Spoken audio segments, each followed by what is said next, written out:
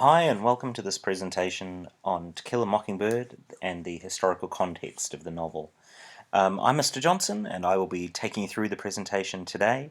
This presentation was put together through the work of Miss Phillips and myself, and is to give you an idea of the background of the novel of To Kill a Mockingbird and how it fits together with the actual historical context in the US at the time. To Kill a Mockingbird was written by Harper Lee. It's a novel, coming-of-age story that was written in the mid-1950s and then published in 1960 in New York City. Nell Harper Lee this is her only novel.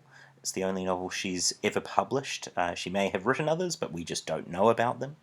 The protagonist is Scout Finch. Scout was 6 years old at the start of the novel.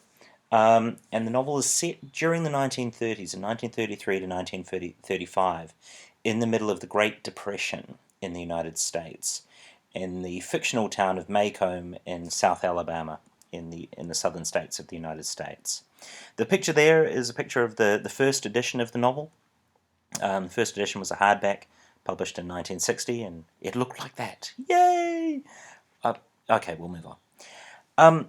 The historical context of To Kill a Mockingbird can only really be understood if we understand slavery, and we understand how and where American slavery occurred. So America was settled in the 1600s, but even before it became a country, in 1619, the first slaves were brought to the United States from, well, it wasn't even the United States back then, but they were brought to the colonies of America by the Dutch in 1619. And these early slaves were then brought in, and then others were brought in as the settlement of America continued. America was settled from the south to the north. They came in from the south, around where Miami is now, and swept in from the north. There was a huge need for cheap labor, and at the time, the cheapest labor you could get was of course, free labor of slaves. And slaves were, slave trade was huge. The Dutch, the English, and the French all practiced slavery. They went and they either bought or stole people from Africa and then took them over to South America, the Caribbean, and the United States. We often hear about slavery in the States. It was actually a really big deal in South America and the Caribbean as well. And in fact, if you go through places like Jamaica today, the descendants who live on the islands in Jamaica are largely the descendants of slaves from that early slavery era. Slavery continued until just over 140, 150 years ago. 1875, it finished in the US. So while that sounds like a long time, it's actually really not that long ago, which is kind of scary to think about. There was a civil war in the US, largely about slavery, from 1861 to 65. A civil war is where where a country splits and fights itself. Currently, the Ukraine and Russia are very similar, in a very similar situation in Russia. The United States had a huge war for several years. 600,000 people died in a war between the North and the South, as the South said, we don't want to be part of the United States anymore, and the North said, oh yes, you will be. Alabama, where this novel is set, is in the South. Now keep in mind, this is 1861 to 65. This is still a long time before To Kill a Mockingbird is set. You know, the novel is set in the 1930s. But this sets some of the historical precedent for how it comes about. The US Civil War, as I say, 50 years plus before the setting of To Kill a Mockingbird. You will see the letters TKAM quite a lot. That's To Kill a Mockingbird. The US Civil War was caused by a few things. The North and the South were very different places. The economic differences and the social differences between the North and the South were huge. The South was largely agricultural and rural, and it was built on cheap labor. It largely harvested cotton, which was used for the manufacturing of clothing and so forth. It was largely just cotton. They didn't grow many other crops in the South. And cotton, prior to industrialization, was an extremely labor-heavy crop. So the use of slaves was massive. The North, by contrast, was where the big universities were. It's where the big business was. It's where the manufacturing was. And it's where the industry in the big cities were.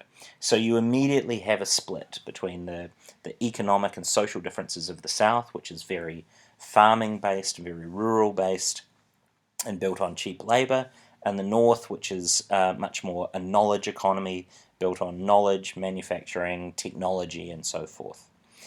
In the late 1700s, there was the beginnings of a big debate between the North and the South, and that was the debate over state and federal government rights.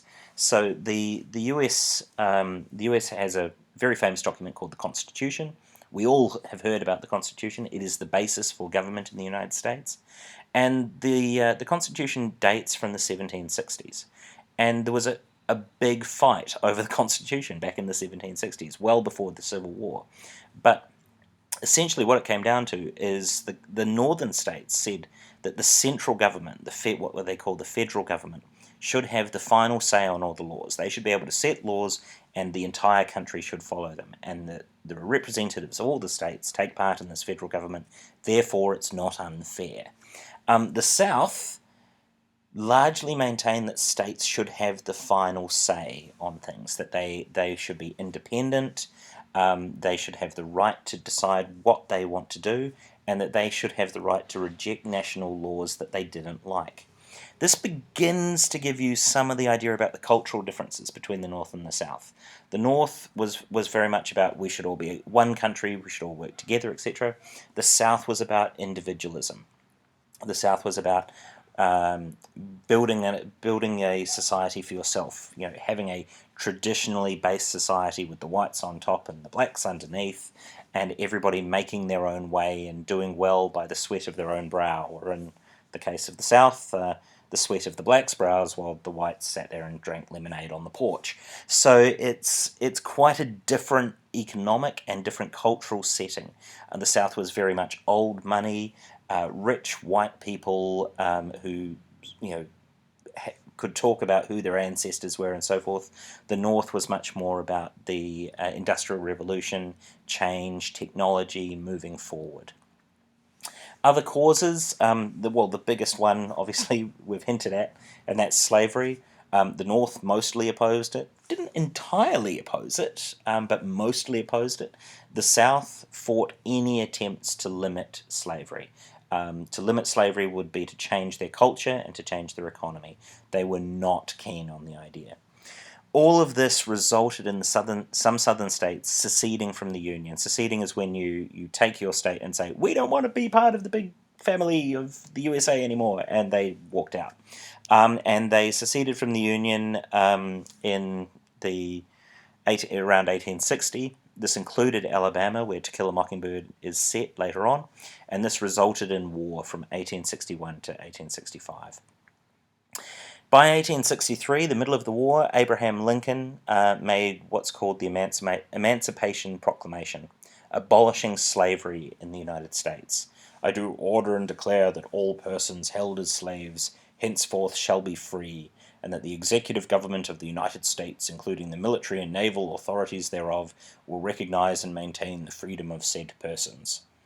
This is a very big deal to the South. This was what they were dreading. This was, you can't have slaves anymore, everybody is free, and not only that, they can join the military. The South were not happy. The South were very, very not happy. And the war geared up and became even more bloody before the South was finally defeated in 1865. From 1865 onwards, they were trying to rebuild the country. They were trying to go, look, we've had our differences, we've now beaten you southern people, you can't have slaves anymore, we now have to have a new society. And so the US government went through a thing that they called Reconstruction in 1865 to 77, which basically involved the North spending government money and resources to fix the South. They sent what were called carpetbaggers, people who were experts in government change and experts in rebuilding and so forth. They sent the people with their carpet bag suitcases. That's literally a suitcase made out of carpet. The South called them carpetbaggers. They sent the carpetbaggers south to try and fix the South. But of course, you organise a really big rebuilding project. Some of the officials that came from the North were corrupt. They pocketed the money. Some people didn't want to work with them. There was huge distrust between the North and South. These are people who had been fighting each other just a few years before. And so the distrust between the South and the North was huge. Political and racist attitudes in the South had not gone away. And that cartoon that you see there, I'll kill the first nigger that crosses that line, that was very much how a lot of the South felt. The attitudes in the South and the corruption of some of the Northerners meant that Reconstruction completely failed. It was a complete write-off, and the South was left in a fairly broken economic state by the end of the 1800s. By the 1880s through to 1960s, the South was now part of the modern United States and still not liking it.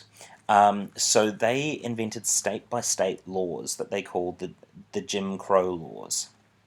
And the Jim Crow character dates from 1832 and was a white guy who dressed in black makeup, what they call blackface, and was a caricature, a mocking, cartoony sort of character, mocking blacks in the South. And he was meant to be this black character who didn't want to do any work and was lazy and tried to seduce women all the time and was interested in drink and all the rest of it. And that character's name was Jim Crow. The Jim Crow laws, they were never officially called the Jim Crow laws, obviously, but the Jim Crow laws came in from the 1880s and were basically a set of segregation laws. It wasn't apartheid in the way that we think of it with South Africa, but it was pretty much apartheid. It was whites do this, blacks do this, you are separate but equal under the law. So officially, you were equal. Yay, equality, yay. Realistically, not equal at all. Whites only in this area, blacks only in this area. Take a look at that drinking fountain just there. Whites can drink from the fountain on the left. Coloured people can drink from the fountain on the right. Oh my goodness. Some examples of the Jim Crow laws.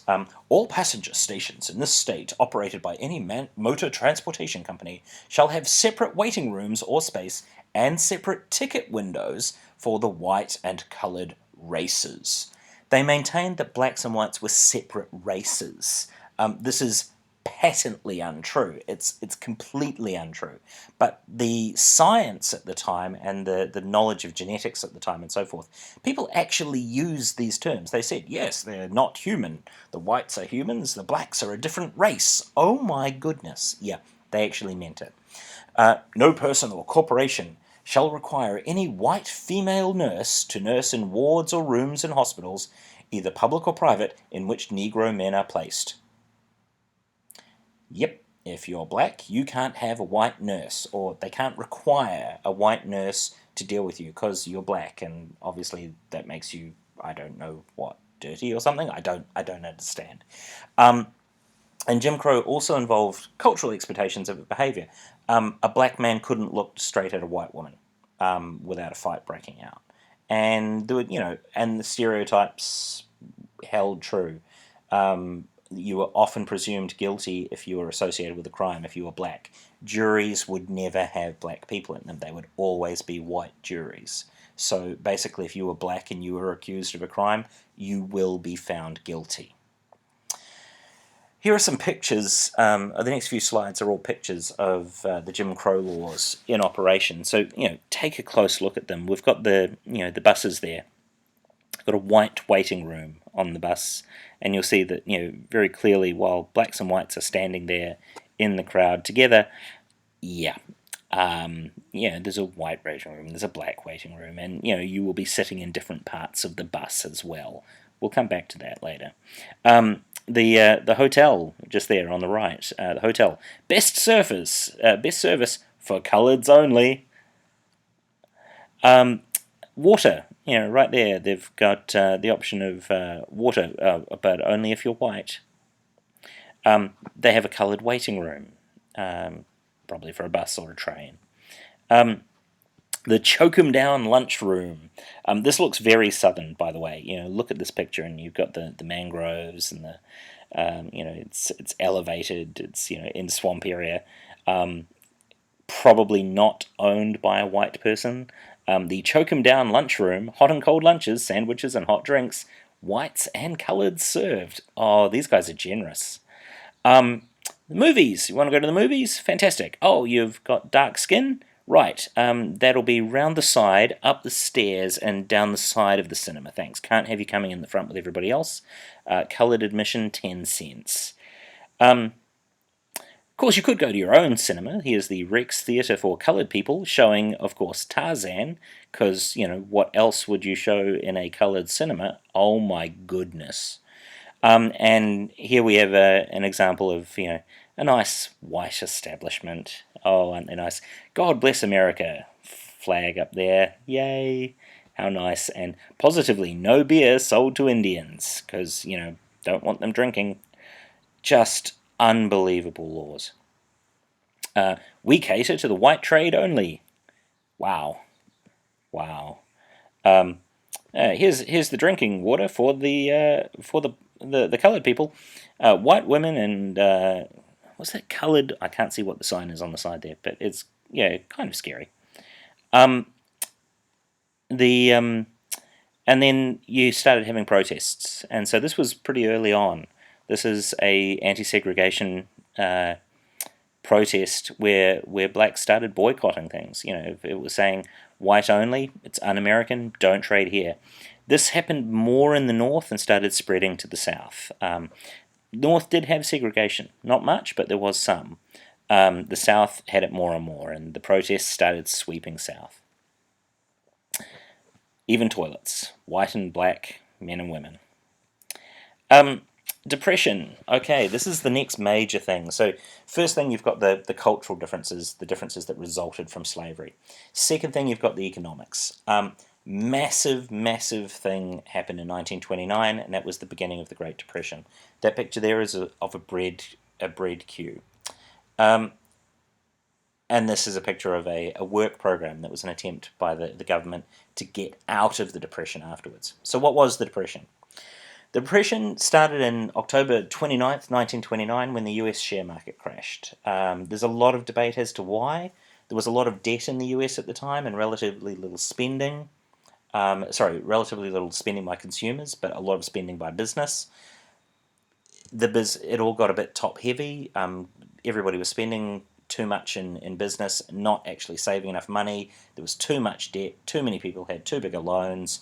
Banks started collapsing. The share market collapsed.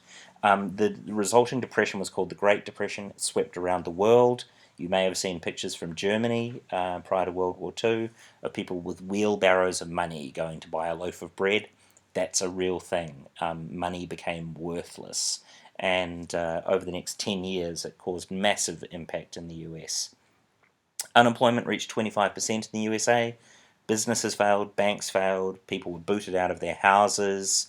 Thousands became homeless and ended up living in shanty towns on the edge of the city. It affected the South really badly.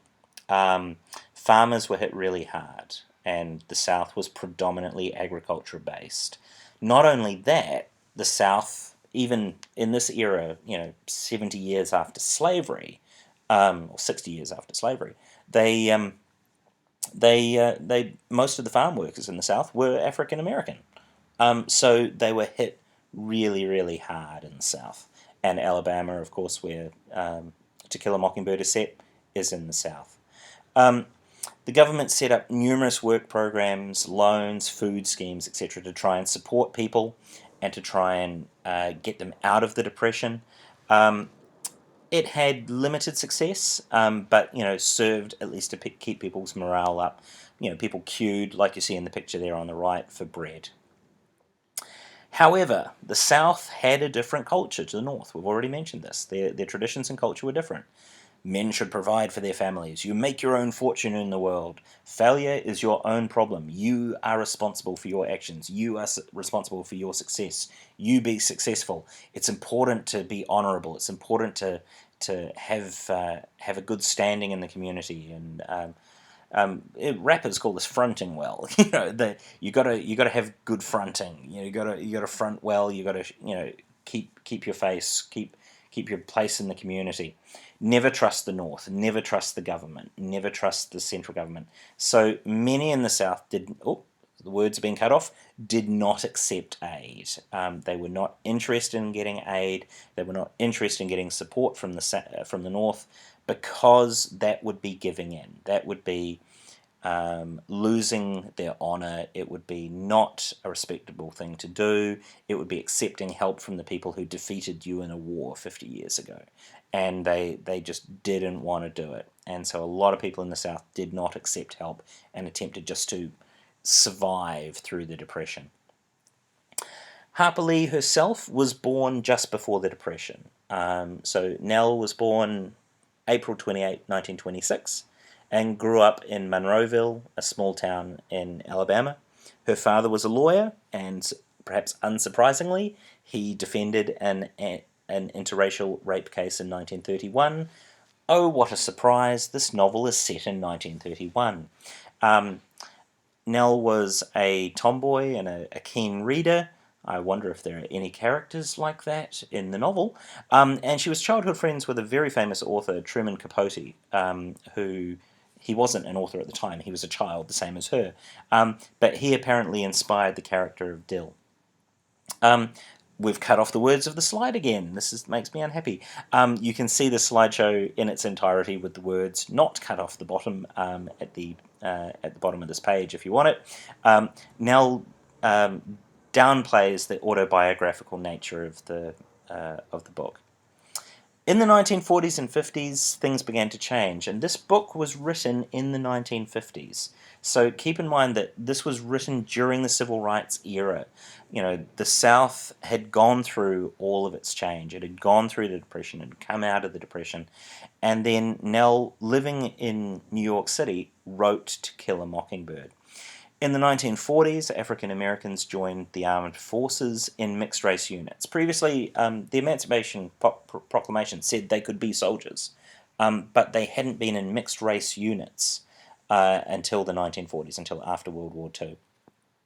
1955, the challenges to the Jim Crow laws really took off, and Rosa Parks, a black woman, was seated in the black seats in a bus, and refused to give up her seat to a white woman when the white seats were full. Normally, the rule was you sat in the bus. If the white seats were full, you moved. If you were black, you moved for the white person to take your seat, because black people didn't have right to take seats when white people were standing because racism. No, because Jim Crow laws. Sorry, that came out wrong. Don't know why I said that. Anyway, Rosa Parks refused to give up her seat. She was tried. A massive protest movement formed around her. It wasn't the first person to refuse to give up her seat, but she was, a middle-aged black woman, respectable, well-spoken grandmother. All hell broke loose. Massive protests formed around her and formed to support her in standing up against these Jim Crow laws in the South. By 1957, they had desegregation of high schools, and this was a really big deal. Prior to this, if you were black and a white school didn't want to let you in some parts of the South, and this was in Little Rock, Arkansas,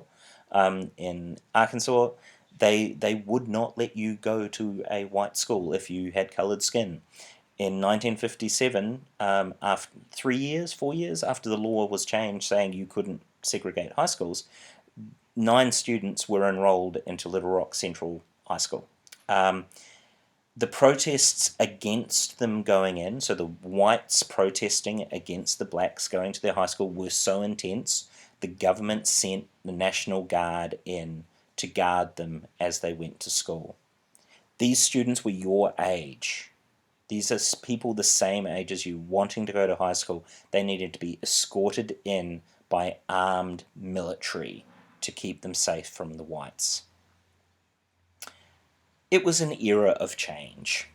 1957 onwards, Martin Luther King Jr., a reverend, united the Southern churches in peaceful protest to protest against segregation laws, the Jim Crow laws, and to protest in favour of black rights. And they said they would do peaceful protest, passive resistance, and fight without fighting for the rights of black people. This played a major part in the social movement from then onwards, and keep in mind that this was exactly the same time that Harper Lee was writing To Kill a Mockingbird, and sets the tone nicely for where things were. I hope this has been useful for giving you a feel for what the background was and what the mood was in the States at the time. Take a look through this presentation yourself. You can go through the individual slides. They're attached on the bottom of the page, and then carry on reading in the study notes. Thanks.